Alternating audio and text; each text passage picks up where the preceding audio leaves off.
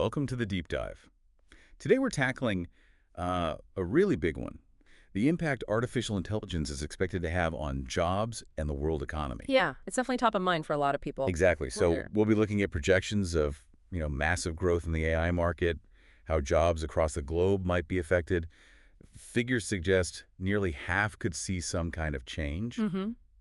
and the different ways this could play out in wealthier versus, say, developing nations. Plus, we'll touch on why some experts are calling for greater global cooperation as AI keeps advancing. It's a complex issue for sure. It is. And just a quick heads up before we jump in. Yeah. This deep dive is purely for informational and entertainment purposes. It really shouldn't be taken as professional advice. Right. Think of it as a fun, informative starting point. Okay, so let's talk scale first. The global AI market. It's predicted to just explode. We're Yeah. talking potentially reaching almost $5 trillion by 2033. Wow. That's hard to even picture. It really is. To kind of grasp that, imagine an economy the size of Germany. That's the sort of financial weight we might see centered around AI, pretty soon. And that's just AI itself, right? Not even the broader tech landscape. Exactly. When you consider all the related, like frontier technologies, the numbers jump even higher. We're talking possibly $16.4 trillion. And AI is really seen as the engine driving a lot of that, impacting almost every single sector. And that impact on sectors naturally leads us to jobs. Recent estimates suggest AI could affect maybe around 40% of jobs worldwide. 40%. That's significant. It is. Now, this isn't necessarily saying everyone loses their job, but more about how roles might fundamentally change because of automation and, the need for different skills. Exactly. And what seems different this time compared to past tech shifts is it's not just blue collar or manual labor jobs. Right. We're seeing a potential for major impact on jobs that need a lot of knowledge, cognitive skills, Mhm. think roles in data analysis, customer service, even parts of creative work. Yeah, it's a much broader spectrum than, say, the Industrial Revolution. And here's a really crucial point.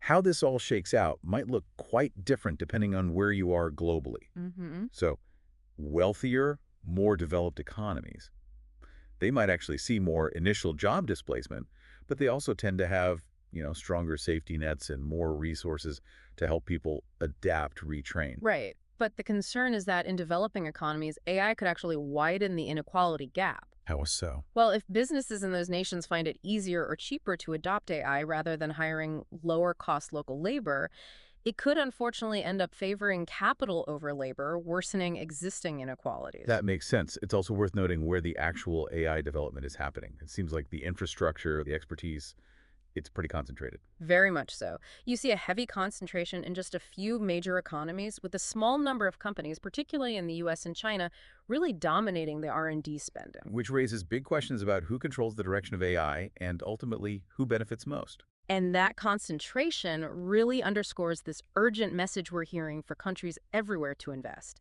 They need to build up their digital infrastructure, develop skills, and importantly, strengthen AI governance. So it's not just about competing, but ensuring AI contributes to sustainable development for everyone. Precisely. It's about harnessing it for the common good. But, it's not all doom and gloom about job losses. Experts also highlight that AI can be a powerful force for creating entirely new industries. Absolutely. And empowering workers, too, through reskilling and upskilling.